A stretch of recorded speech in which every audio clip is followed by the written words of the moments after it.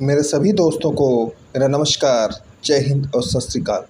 दोस्तों, आज की वीडियो में हम बात कर रहे हैं भारतीय कांस्य प्रतिमाओं के बारे में, जिसे हमने एनसीईआरटी की बुक भारतीय कला का परिचय से लिया है। ये वीडियो उन सभी के लिए बहुत उपयोगी है जो टीजीटी, पीजीटी, डीएसएसबी, केवीएस और एनवीज जैसी परीक्षाओं की तैयारी कर रहे हैं। इसके साथ ही दोस्तों, अगर वीडियो बनाते समय कोई गलती हो जाती है तो उसके लिए हमारी टीम आपसे क्षमा चाहती है। भारतीय कांस्य प्रतिमाएं। भारतीय मूर्तिकारों ने पकी मिट्टी की मूर्तियां बनाने और पत्थर तराशने उकेरने में जितनी कुशलता प्राप्त की थी, उतनी ही प्रवीणता उन्होंने कांसे को पिघलाने, ढलाने और उससे मूर्तियां आदि बनाने के कार्य में भी प्राप्त कर ली थी। उन्होंने सिंधु घाटी सभ्यता की अति प्राचीन काल में ढलाई के लिए सिरे, पारदीव यानी लुप्त मोम की प्रक्रिया सीख ली थी। इसके साथ ही उन्होंने तांबा, जस्ता और टिन जैसी धातुओं को भी मिलाकर मिश्र वस्तुएं बनाने की प्रक्रिया की खोज कर ली थी। इस मिश्र धातु को कांसा कहते हैं। क्या कहते हैं? कांसा। बौद्ध, हिंदू और जैन देवी देवताओं की कांस्य प्रतिमाएं भारत के अनेक क्षेत्रों में पाई गई हैं। इन प्रतिमाओं का काल दूसरी शताब्दी से लेकर 16वीं शताब्दी तक का है। इसमें से अधिकांश प्रतिमाएं अनुष्ठिक पूजा के लिए बनाई गई हैं, लेकिन ये रूप एवं सौंदर्य की दृष्टि से अत्यंत आकर्षक एवं उत्कृष्ट है। इसी के साथ साथ धातु ढलाई की प्रक्रिया का उपयोग विभिन्न प्रयोजनों जैसे कि खाना बनाने, खाने पीने आदि के लिए रोजमर्रा की जिंदगी में काम आने वाले बर्तनों के लिए किया जाता है। आज के जनजातीय समूह में भी अपनी कला अभिव्यक्ति के लिए लुप्त मोम की प्रक्रिया को काम में लेते हैं। संभवतः मोहनजोदड़ो से प्राप्त नाचती हुई लड़की यानी नर्तकी की प्रतिमा सबसे प्राचीन कांस्य मूर्ति है, जिसका काल 2500 ईसा पूर्व माना गया है। इस नारी प्रतिमा के अंग प्रत्यंग और धड़ सारणी रूप में साधारण है। ऐसी ही अनेक छोटी छोटी प्रतिमाओं का समूह दाइमाबाद में हुई पुरातात्विक खुदाई से प्राप्त हुआ है। इन प्रतिमाओं का काल 1500 ईस्वी बताया जाता है। यहाँ पर पाई गई एक रथ की प्रतिमा उल्लेखनीय है, जिसके पहिए समान रूप से गोलाकार हैं, जबकि उसके चालक मानव की आकृति को लंबा बनाया गया है और उसमें आगे जो बैल जुड़े हुए दिखाए गए हैं वो भी प्रबल तरीके से सांचे गए हैं। बिहार राज्य के चौसा स्थल से जैन तीर्थकरों की अनेक रोचक प्रतिमाएं पाई गई हैं, जो ईसा की दूसरी शताब्दी यानी कुषाण काल की बताई जाती है। तीर्थकरों को निवस्त्र दिखलाना जरूरी है, इसलिए इन कांस्य प्रतिमाओं से पता चलता है कि भारतीय मूर्तिकार पुरुषों के अंग प्रत्यंग तथा सुडौल मांसपेशियों के निर्माण में कितने अधिक कुशल थे। आदिनाथ या वृषभनाथ की प्रतिमाएं का निर्माण बहुत ही कुशलता से किया गया है, जिसे उनके कंधों पर फैली हुई लंबी केश लाटों से पहचाना जाता है। अन्य तीर्थकर छोटे घुंघराले केश में दिखाए जाते हैं। दोस्तों, ये जो यहाँ प्रतिमा है कांस्य की प्रतिमा, ये प्रतिमा है कालिया मर्दन, जो चोल कालीन है और तमिलनाडु से प्राप्त हुई है। किस राजवंश के अंतर्गत है? चोल वंश के। और प्रतिमा है कालिया मर्दन, जो तमिलनाडु से प्राप्त हुई है। गुजरात और राजस्थान प्राचीन काल से ही जैन धर्म के गढ़ रहे हैं। बड़ौदरा के निकट अकोट में जैन कांस्य मूर्तियां बड़ी संख्या में मिली हैं, जिनका काल 5वीं शताब्दी से के अंत से 7वीं शताब्दी के अंत तक माना जाता है। ये कांस्य प्रतिमाएं प्रारंभ में लुप्त मोम प्रक्रिया से बड़ी सुंदरता के साथ ढाली गई थी और बाद में उसमें चांदी और तांबे से आंखें, मुकुट और वस्त्र बना दिए गए, जिन पर इन आकृतियों को बैठा हुआ दिखाया गया है। कुछ प्रसिद्ध जैन कांस्य प्रतिमाएं बिहार में चौसा से प्राप्त हुई हैं, जिन्हें अब पटना के संग्रहालय में संभाल कर रखा गया है। इसी प्रकार हरियाणा में हांसी से और तमिलनाडु तथा कर्नाटक के अनेक स्थलों से भी कांस्य प्रतिमाएं प्राप्त होती हैं। बड़ौदा के पास अकोटा में जो कांस्य मूर्तियां बड़ी संख्या में पाई गई हैं, उससे यह सिद्ध हो गया है कि 6वीं शती से 9वीं शताब्दी के बीच गुजरात और पश्चिम भारतीय क्षेत्र में कांस्य की ढलाई की जाती थी। इनमें से अधिकांश मूर्तियां महावीर, पार्श्वनाथ, आदिनाथ जैसे जैन तीर्थंकरों की हैं। जैन तीर्थंकरों का नया रूप भी अस्तित्व में आया है, जिसमें तीर्थंकरों को एक सिंहासन पर विराजमान दिखाया गया है और उसमें ये तीर्थंकर अकेले या 3 से 24 तीर्थंकरों के समूह में प्रस्तुत किए गए हैं। इसके अलावा कुछ प्रमुख तीर्थंकरों की शासन देवियां या यक्षिणियों की नारी प्रतिमाएं भी बनाई जाने लगी। शैली की दृष्टि से कहा जाए तो वह गुप्त तथा वाकाटक दोनों कालों की कांस्य मूर्तियों की विशेषताओं से प्रभावित थी। चक्रेश्वरी आदिनाथ की शासन देवी और अंबिका नेमिनाथ की शासन देवी हैं। बुद्ध की अनेक प्रतिमाएं खड़ी मुद्रा में पाई गई हैं, जिसमें बुद्ध को अभय मुद्रा में दर्शाया गया है। ये प्रतिमाएं गुप्त काल और उसके बाद के समय यानी 5वीं, 6वीं और 7वीं शताब्दियों में उत्तर भारत, विशेषतः उत्तर प्रदेश और बिहार में ढाली गई थी। इनमें संगति यानी भिक्ष के परिधान से कंधे को ढका हुआ दिखाया गया है। यह परिधान एक और दाहिने भुजा को ढका हुआ है।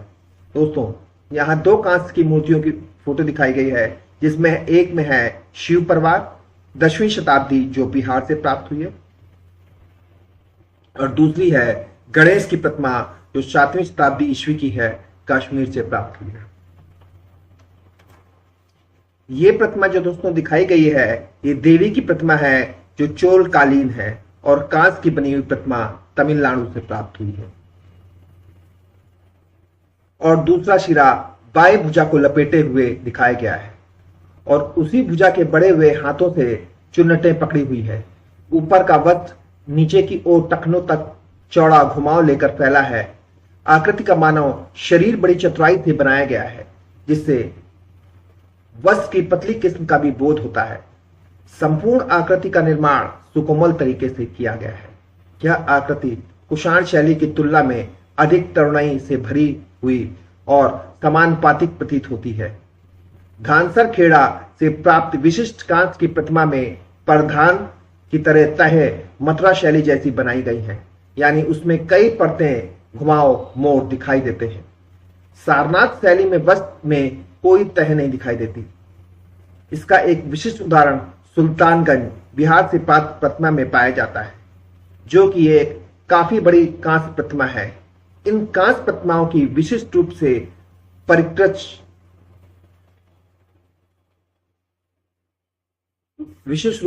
परिष्कृत शैली एक प्रतिष्ठित गुणवत्ता का प्रमाणिक उदाहरण है।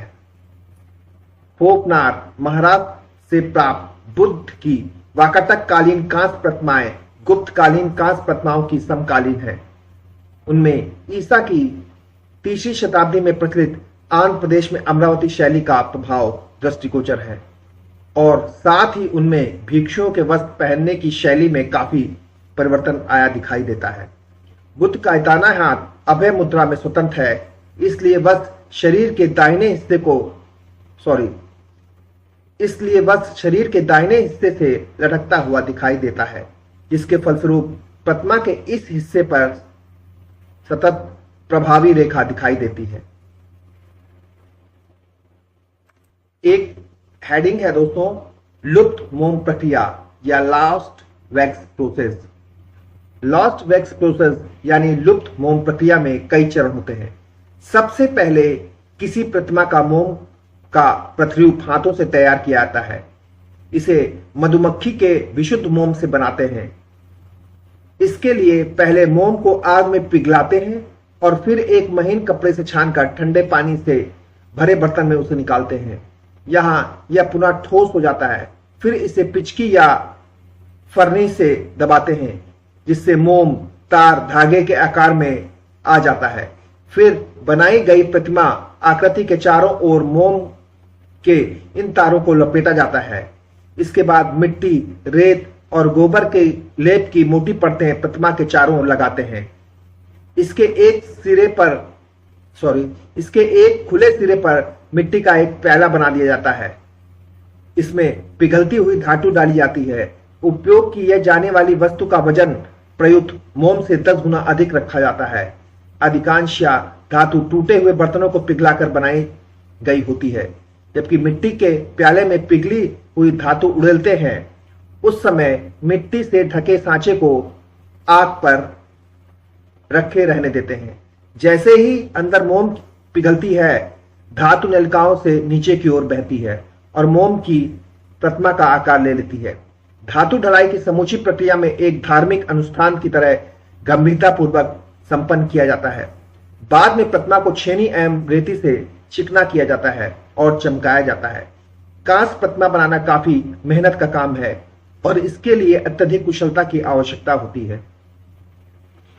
कभी कभी कांस्य प्रतिमाएं बनाने के लिए 5 धातुएं सोना, चांदी, तांबा, पीतल और शीशे के मिश्रण का भी उपयोग किया जाता है।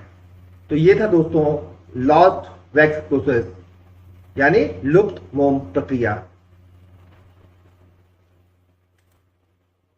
ये गणेश की प्रतिमा है जो 7वीं सदी ईसा की है। सॉरी दोस्तों, ये गणेश की प्रतिमा है जो 7वीं शताब्दी ईस्वी की है, जो कश्मीर से प्राप्त हुई है। बस स्पष्टता वक्री मोड़ बनाते हैं जब वह बाएं हाथ से पकड़ा हुआ दिखाई देती है। गुप्त और वाकाटक कालीन कांस्य प्रतिमाओं की एक अतिरिक्त विशेषता है कि वो सुबाह थी और बौद्ध भिक्षुक उन्हें व्यक्तिगत रूप से पूजा करने के लिए अपने साथ कहीं भी ले जा सकते थे, अर्थात बौद्ध विहारों में कहीं भी स्थापित कर सकते थे। इस प्रकार पुरानी शैली के परिष्कार का प्रभाव भारत के अनेक भागों में और भारत से बाहर भी एशिया देशों में फैल गया। हिमाचल प्रदेश और कश्मीर के क्षेत्रों में भी बौद्ध देवी देवताओं तथा हिंदू देवी देवताओं की कांस्य प्रतिमाएं बनाई जाती थी। इसमें से अधिकांश मूर्तियां 8वीं, 9वीं, 10वीं शताब्दियों की बनाई गई हैं। भारत के अन्य भागों में पाई जाने वाली प्रतिमा से अगर इन प्रतिमाओं की तुलना की जाए तो दोनों में अंतर स्पष्ट दिखाई देगा। इनमें एक ध्यान देने योग्य परिवर्तन यह है कि विष्णु की प्रतिमा नाना रूपों में बनाई जाने लगी है और इन क्षेत्रों के 4 सिरों वाले अर्थात चतुरानन विष्णु की पूजा की जाती थी। यह व्यू सिद्धांत पर आधारित है और ऐसे चतुरानन विष्णु को वैकुंठ विष्णु या वैकुंठवासी विष्णु कहा जाता है। विष्णु की चतुरानन मूर्ति का मध्यवर्ती या केंद्रवर्ती मुख वासुदेव का होता है और बाकी 2 मुख नरसिंह और वराह के होते हैं। नरसिंह अवतार या महिषासुर मर्दिनी की मूर्तियां हिमाचल प्रदेश में पाई जाने वाली मूर्तियों में अत्यधिक प्रचलित एवं लोकप्रिय है। दोस्तों, ये कांस्य प्रतिमा है जो हिमाचल प्रदेश से प्राप्त हुई है। कौन सी कांस्य प्रतिमा ये तो नहीं पता है, लेकिन कांस्य की प्रतिमा है जो हिमाचल प्रदेश से प्राप्त हुई है। ये नटराज की प्रतिमा है जो चोल काली है। किस काल की है? चोल काल की। और कब की है? तो 12वीं शताब्दी की। नालंदा जैसे बौद्ध केंद्रों में 9वीं शताब्दी के आसपास बिहार और बंगाल क्षेत्र में पाल राजवंश के शासनकाल के दौरान कांस्य की ढलाई की एक नई शैली अस्तित्व में आई। फलस्वरूप कुछ ही शताब्दियों के अंतराल में नालंदा के पास स्थित कुर्कीहार के मूर्तिकार गुप्त काल की श्रेष्ठ शैली को पुनर्जीवित करने में सफल हो गए। इस काल की प्रतिमाओं में चतुर्भुज अवलोकितेश्वर की कांस्य प्रतिमा विशेष रूप से उल्लेखनीय है। यह प्रतिमा मनोहर त्रिभंग मुद्रा में पुरुष आकृति का एक अच्छा उदाहरण है और बौद्ध देवियों की भी पूजा की जाने लगी थी, जो बौद्ध धर्म की वज्रयान शाखा के विकास का प्रभाव था। इसके अंतर्गत तारा देवी की मूर्तियां अत्यंत लोकप्रिय हो गई। इन मूर्तियों में तारा को सिंहासन पर विराजमान दिखाया गया है। उनके साथ एक टेढ़ी कमल लाल उगी हुई दिखाई गई है और उनका दाहिना हाथ अभय मुद्रा में उगता हुआ दिखाया गया है।